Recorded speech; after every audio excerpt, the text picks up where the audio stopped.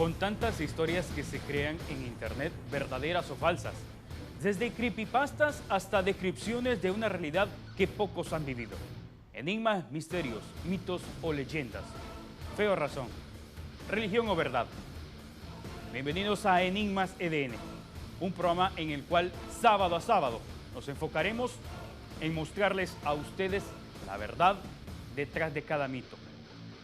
Mi nombre es Jonathan Maldonado y en su primera edición estaremos hablando de Slenderman o Proyecto 84-B, un ser que tanto impacto tuvo en la generación de los millennials. Incluso la BBC lo llamó en su momento como el primer gran mito del internet.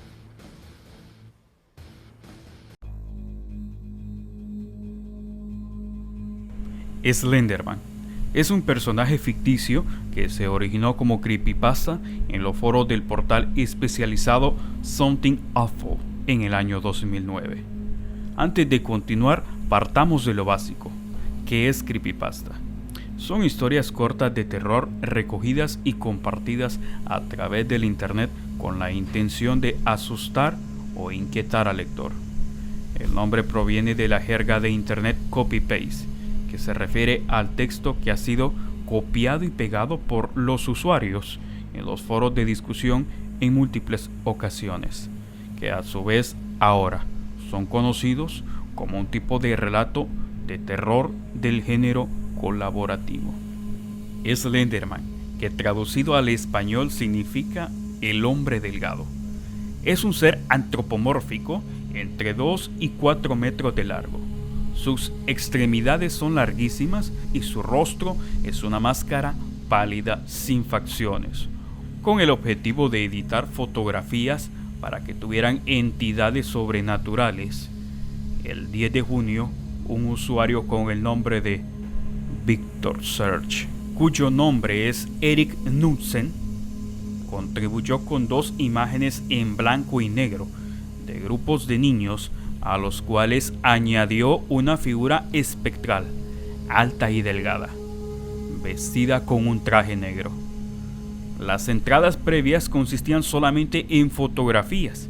Sin embargo, Search complementó con fragmentos de texto de testigos describiendo los secuestros de los grupos de niños y dándole como nombre al personaje The Slenderman. Una de las fotografías tiene un texto que a continuación describo.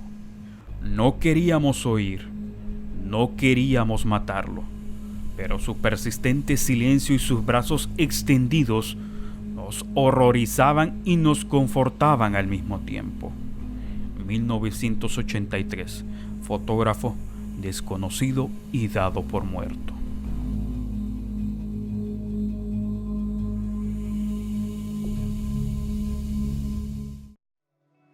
Slenderman pronto se volvió viral, generando muchas obras de fanart, cosplay, ficción en línea, a partir de su creación original en el post de Slenderman. Incluso un joven llamado Carl Crowley,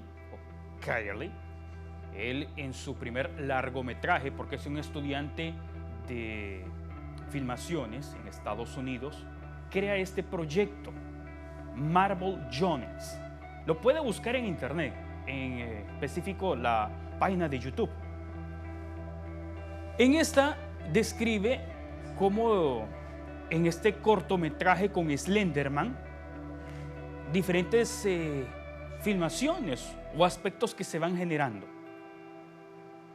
Con esta creación de este estudiante, habla de la proximidad con Slender y lo que esto puede desencadenar a lo que él llama la enfermedad Slender. ¿Pero qué es esta enfermedad de Slender? Esta enfermedad de Slender desencadena paranoia, hemorragias nasales, y esto conlleva a un confín de problemas mentales con solo el aproximarse a este ser.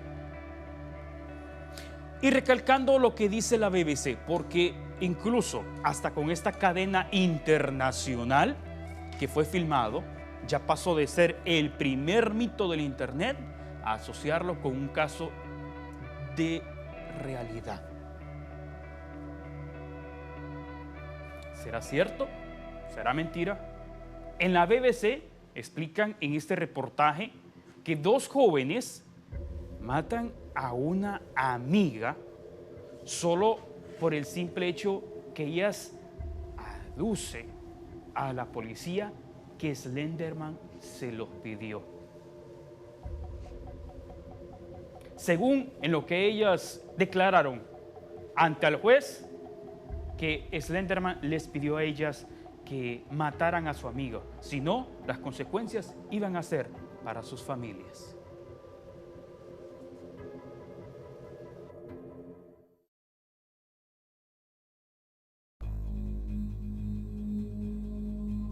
El 31 de mayo del 2014, Morgan y Anisha, dos niñas de 12 años residentes en Waukesha, Wisconsin, se conocen cuando empieza el curso. Crean una amistad muy especial, ya que Anisha no es muy popular y no tiene amigos. Morgan tampoco cuenta con muchas amistades, excepto la de Peyton, a la que en las últimas fechas está dejando de lado. Anisha y Morgan tienen una imaginación desbordante y ambas comparten aficiones literarias comunes. Son fan de los creepypastas y de la literatura de terror.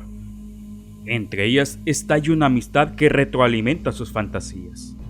Las amigas deciden asesinar a la otra niña, aprovechando el barullo del cumpleaños de Morgan, ya que las tres van a dormir en la misma casa para hacer una fiesta de pijamadas. Van a un parque que tiene una zona boscosa, cercana, y con la excusa de que van a jugar al escondite. La llevan a la zona más profunda y allí le asestan 19 puñaladas con un cuchillo de cocina. Las autoras dejan en estado agonizante a la víctima y se escapan del lugar del crimen. Peyton se arrastra hasta una carretera cercana, donde es recogida por un ciclista, a la que narra los hechos y es trasladada a un hospital donde le salvan la vida. Por su parte, las amigas, cuando se les interrogó del por qué hicieron eso, esto fue lo que dijeron ellas. No queríamos hacerlo, pero sabíamos que si no hacíamos caso a Slenderman, él asesinaría a toda nuestra familia en menos de 3 segundos.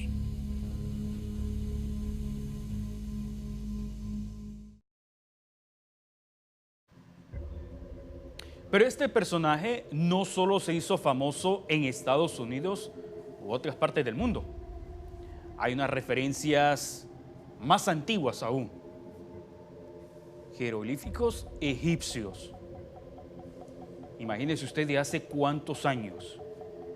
Y hay incluso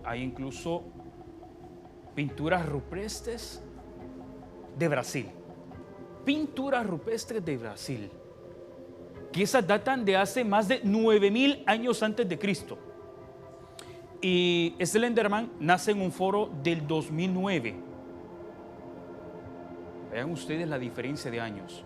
9.000 años antes de Cristo, Slenderman con los millennials sale en el 2009.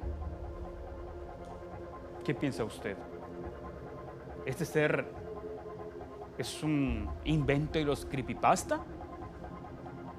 O, recalcando lo de la BBC, es muy cierto, cuando estas dos jóvenes afirmaron que este ser era quien les daba las órdenes y las obligó a acuchillar a esta joven.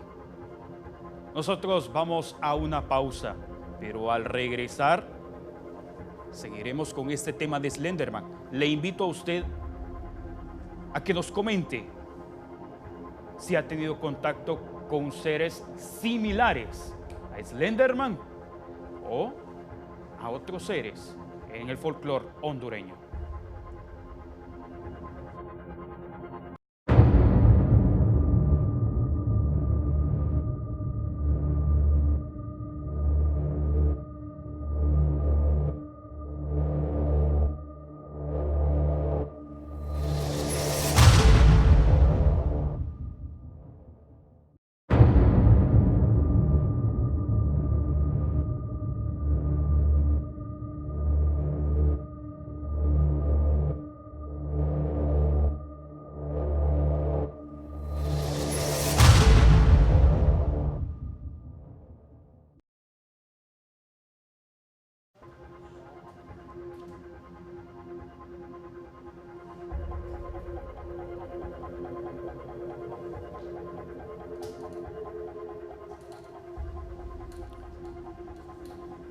misterioso, casualidad,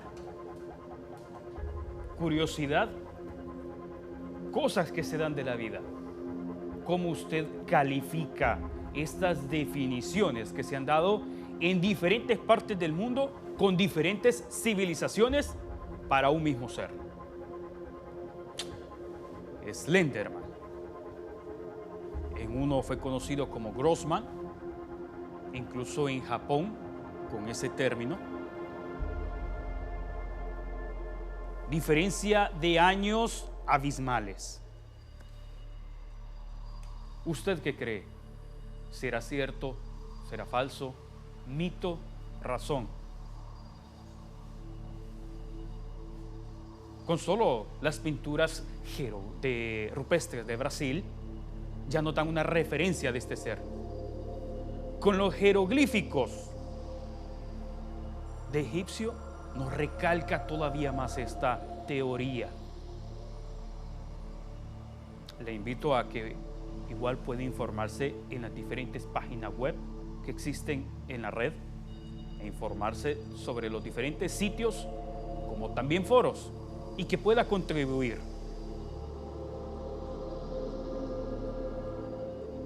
Pero ahondaremos más sobre este ser en esta investigación que se ha hecho. Porque lo inusual de este ser, que todos lo recalcan en el sentido de que solo ataca únicamente a niños que estén desprevenidos o que no hacen caso o estén perdidos.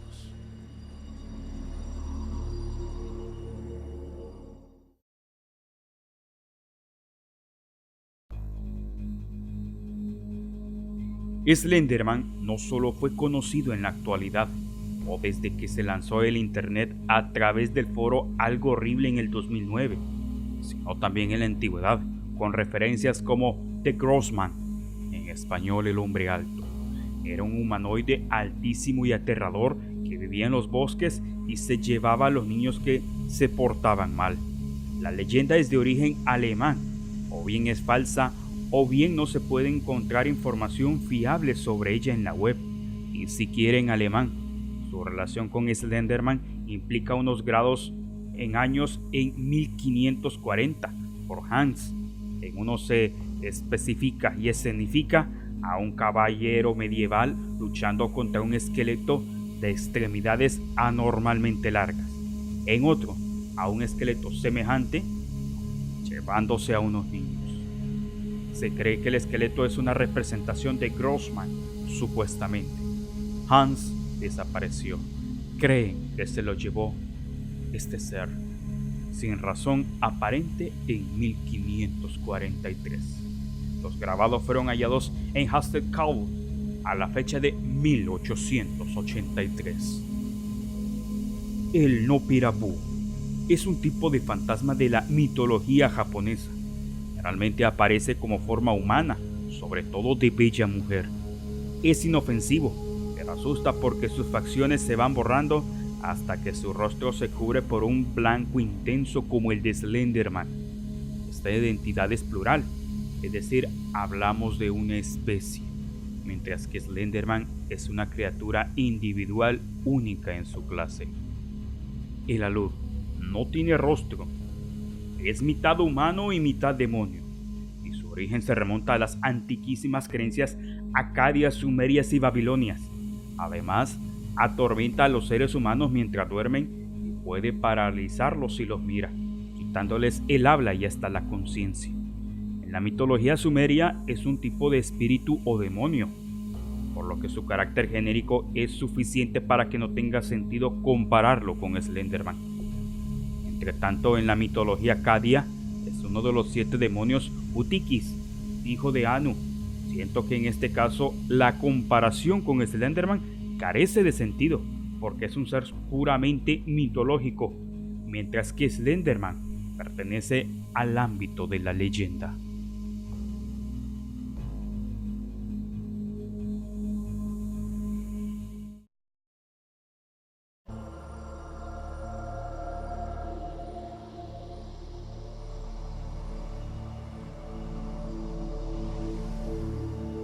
Actualmente esta leyenda, que así los han catalogado a este ser de Slenderman, se ha recalcado bastante, tanto que ya se han creado diferentes juegos o episodios de Slenderman.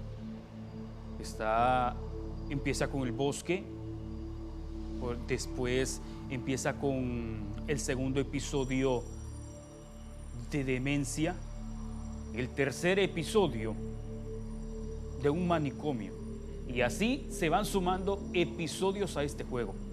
En la actualidad se hizo una película sobre este ser de Slenderman. Y voy a recalcar algo muy importante de esto, y que será como tema en los próximos programas de Enigmas EDN, pero desde aquí se lo adelanto.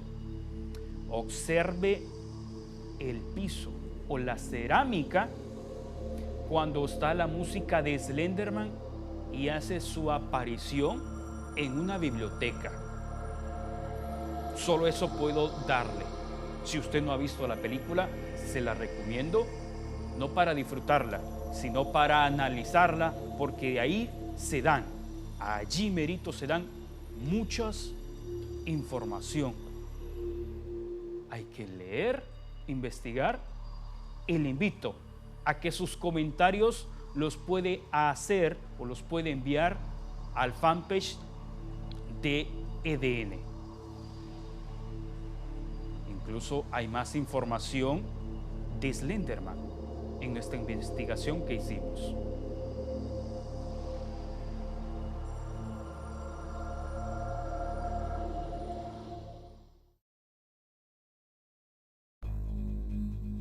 En la mayoría de los casos que las víctimas son niños y jóvenes que por cualquier modo obtuvieron o se encontraron en contacto con Slenderman, en la mayoría de estos escenarios fueron en grandes extensiones de bosques o calles y zonas públicas desiertas para observar y atrapar a su víctima.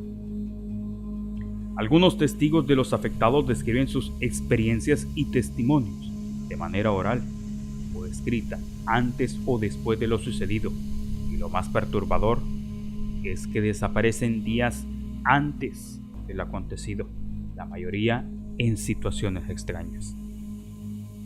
Por medio de los testimonios, los efectos que describen después del encuentro son como problemas de memoria, insomnio, paranoia de lo que los acechan. Lo más común es tener sueños recurrentes de Slenderman, y la mayoría en los bosques o en bosque.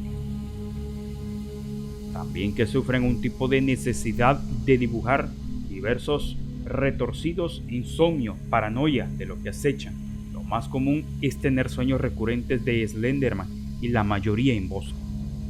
También que sufren un tipo de necesidad de dibujar dibujos retorcidos y escalofriantes. Slenderman, una historia que empezó como una broma y acabó por convertirse en una de las historias más escalofriantes. Este extraño ser que comenzó con un simple copy-paste, después llegó a tener diferentes videojuegos como Slender, Space, Claustrofobia, Escenario y diferentes versiones o capítulos de este mismo. Incluso un cortometraje en YouTube y hasta una película que para muchos ya llegó muy tarde.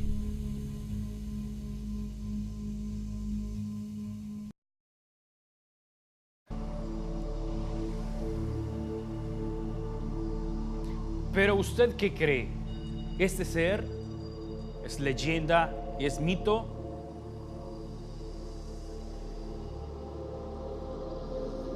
¿Ficción? ¿Realidad? ¿Imaginación?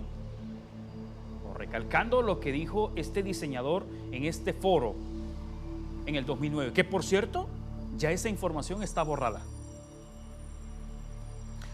Nosotros vamos a una pausa, pero al regresar de la pausa estaremos hablando sobre otro tema, la brujería.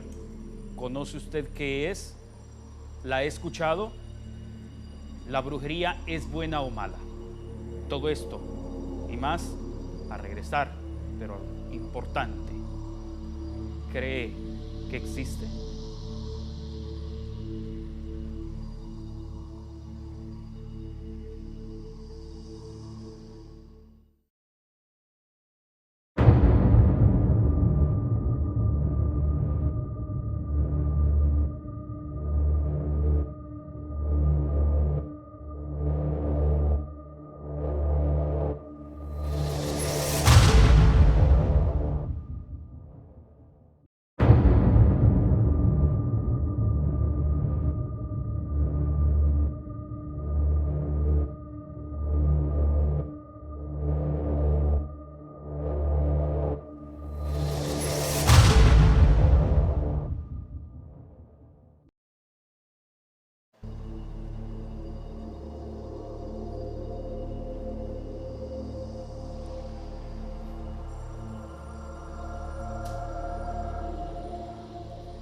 Continuamos en su programa Enigmas EDN, programa con el cual sábado a sábado estaremos llevándole la verdad detrás de cada mito, como también descifrando ciertos mitos, filosofías, verdades, religiones, teorías, entre muchos más. Le invito a que pueda escribirnos a nuestras redes sociales. Si usted tiene casos paranormales, conoce de un amigo, un vecino o ha vivido en carne propia uno de estas brujerías, casos paranormales, sustos, fantasmas, puede mandar su mensaje al 94 51 26 25. Y con nuestro equipo de investigación estaremos dándole seguimiento a su caso. Antes de irnos a la pausa, estábamos hablando de la brujería. ¿Qué es? ¿Es buena o mala? La brujería es el arte, que así lo definen unos, de invocar espíritus con un fin. Pero ¿por qué arte? Porque es el conjunto de conocimientos para eventos paranormales, artes mágicas y muchas más. Pero, ¿de dónde proviene la palabra brujería? ¿A qué se refiere? Veámoslo en el siguiente video.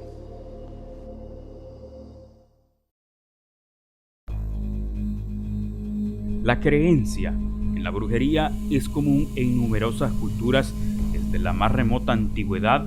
Las interpretaciones del fenómeno varían significativamente de una cultura a otra. En el occidente cristiano, la brujería se ha relacionado frecuentemente con la creencia en el diablo, especialmente durante la Edad Moderna, en la que se desató en Europa una obsesión por la brujería, que desembocó en numerosos procesos y ejecuciones de brujas, lo que se denomina caza de brujas.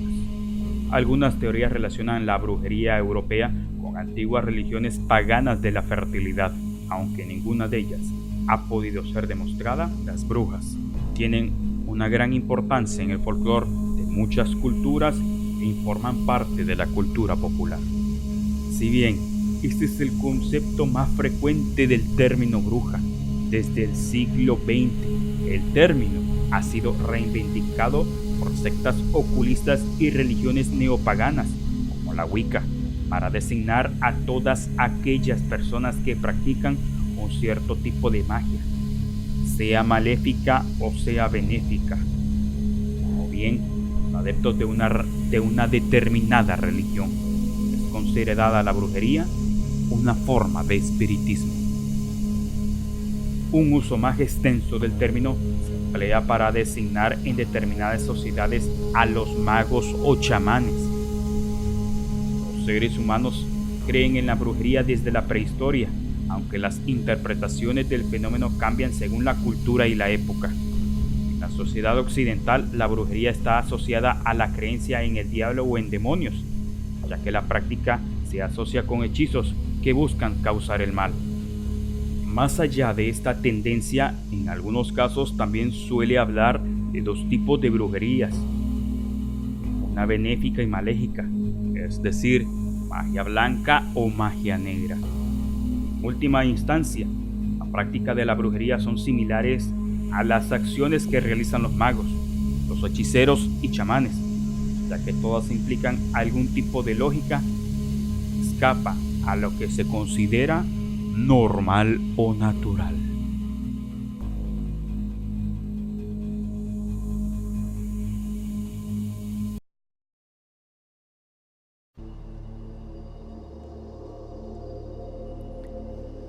Para muchos, la palabra brujería se deriva de la palabra bruja, la cual es asociada con seres o contacto con seres o demonios. Eso considera a acciones mágicas o inexplicables. Aparece a mediados del siglo VIII para designar a aquellas personas que, especialmente mujeres, que creía que tenían poderes mágicos. Algo muy importante acá que resalta en la Edad Media es el detalle que cuando empiezan a salir las medium, que actualmente se le llaman o se le conocen, estos medium en la Edad Media pensaban que eran brujas. Y ojo aquí con esto, que aquí en este momento hay una religión que prohíbe un libro, mismo libro que ellos redactaron. Pero retomando lo anterior, antes de irnos a este libro, las brujas en su momento también estuvieron presentes en diferentes etapas de la civilización o de la humanidad. Llámenlas buenas o malas, asistentes. ¿Usted qué opina? ¿La brujería es buena? ¿La brujería es mala? ¿Usted alguna vez asistió a una brujería? Y ojo aquí también que hay un término, que normalmente la gente cuando escucha bruja siempre lo asocia a verrugas, una persona despeinada, pero eso son cuestiones que han ido cambiando, evolucionando, porque también existen los brujos, pero el término brujo en unos países dice que no es visto, es la palabra mago. Cuando hablamos de brujería y está el género hombre, es mago. Cuando es en el caso de la mujer, es bruja. Pero lo que recalca aquí bastante es en el detalle que cuando es mujer y el tipo de brujería, sin importarse buena o mala, es una bruja. En nuestra investigación ahondamos un poco más en esta información y vea usted los términos, las diferencias y en qué se hacen hincapié.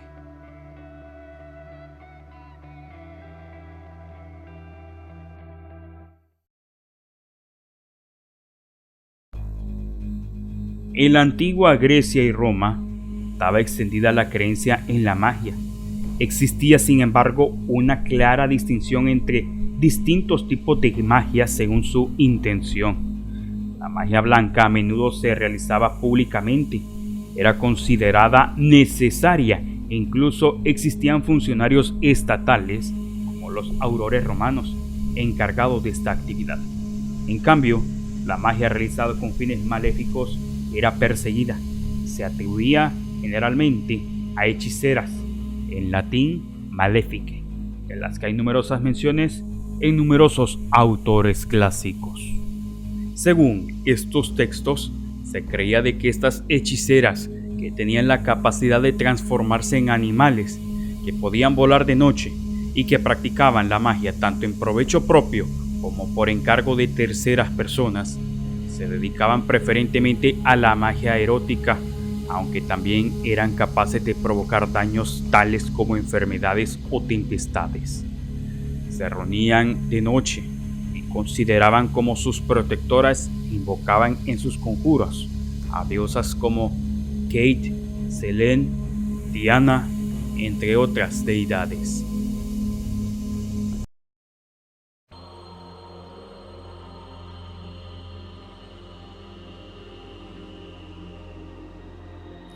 Y continuando con el tema de la brujería, ahora estaremos hablando sobre el Malleus Maleficario,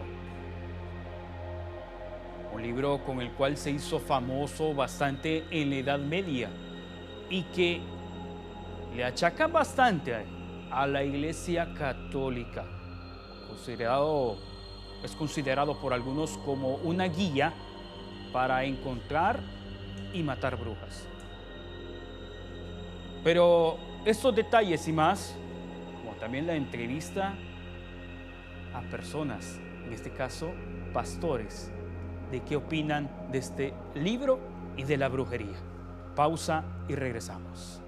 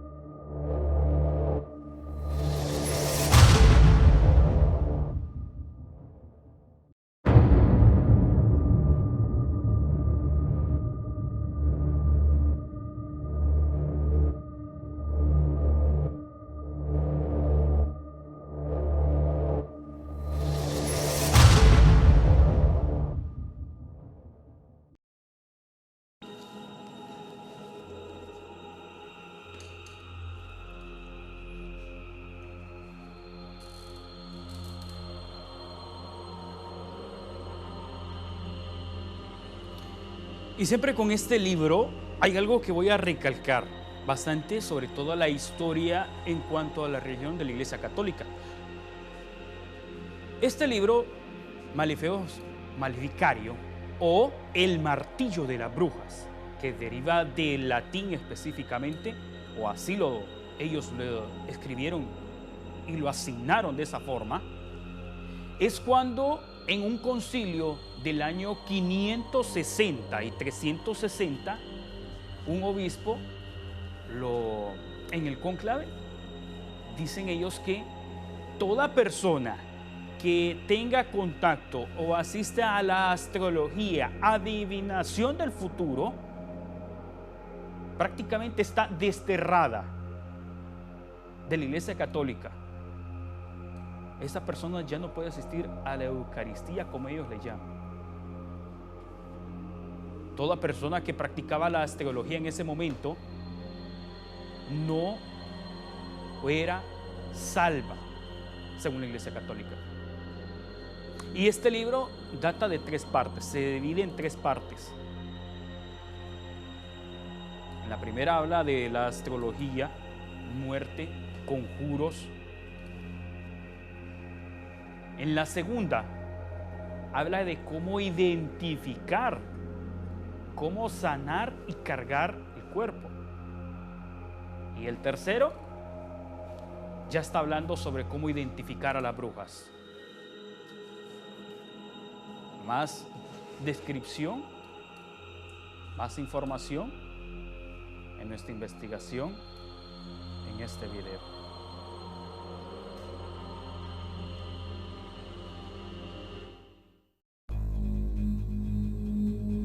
La brujería también se ha visto en el Antiguo Testamento.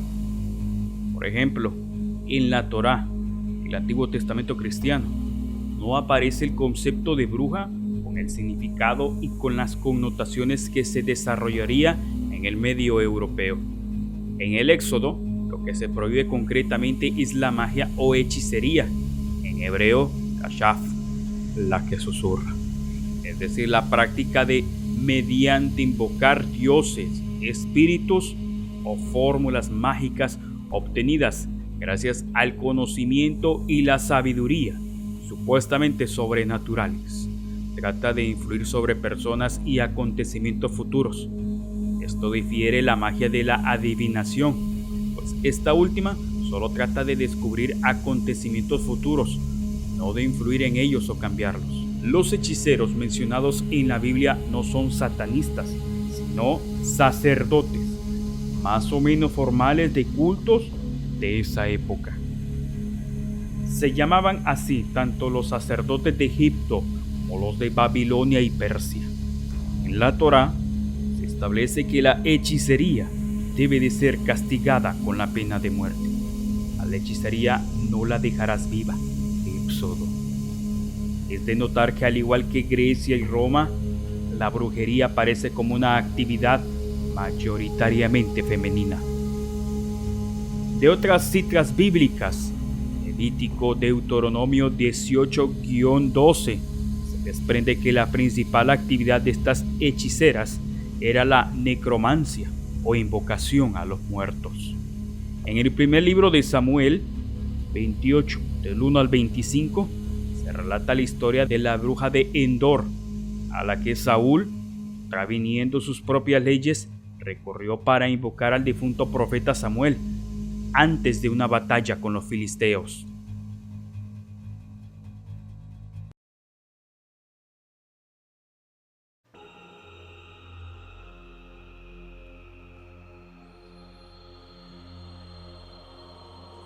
Un dato que hay que recalcar, que según historiadores o personas encargadas de encontrar la información y clasificarla, es que este libro data de 1487.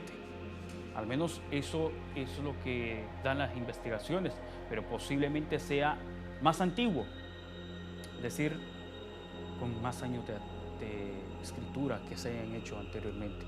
Este libro, refiriéndonos al martillo de las brujas, fue hecho durante la era o la etapa de la Inquisición.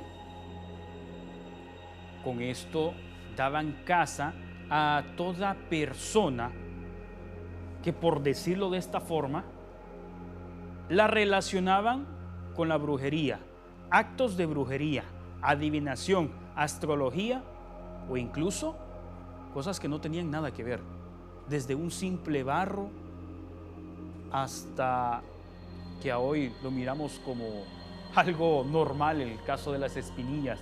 Eso lo decían que eran legiones, demonios, que esta persona hacía contacto con el demonio y que por medio de esos contratos, esta persona cargaba los demonios en cantidades. Pero, ¿qué más podemos encontrar? Incluso hay una persona en Colombia que es muy famoso como cazador de brujas.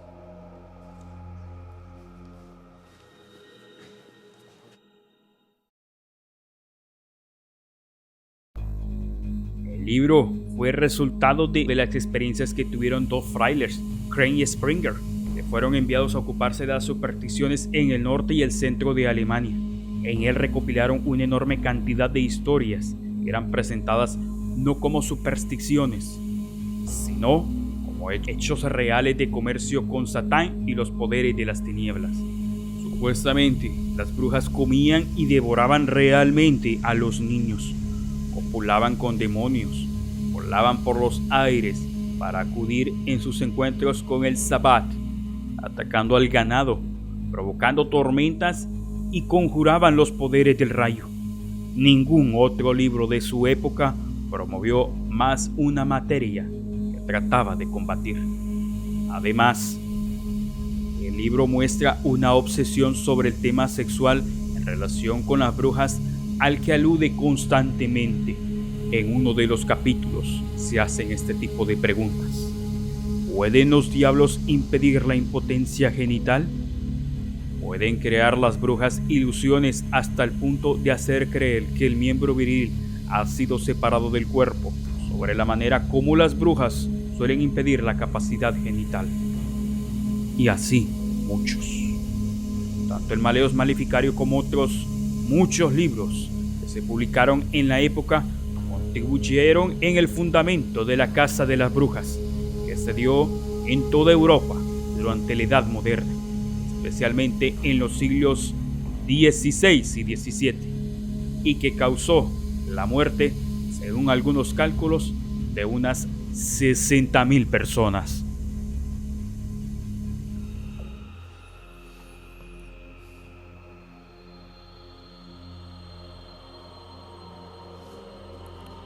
Para recalcar de los últimos 2 videos que hemos visto, este libro, El Martillo de las Brujas, 3 etapas, 3 formas o 3 detalles que se recalcan. El primero, si existe o no la brujería.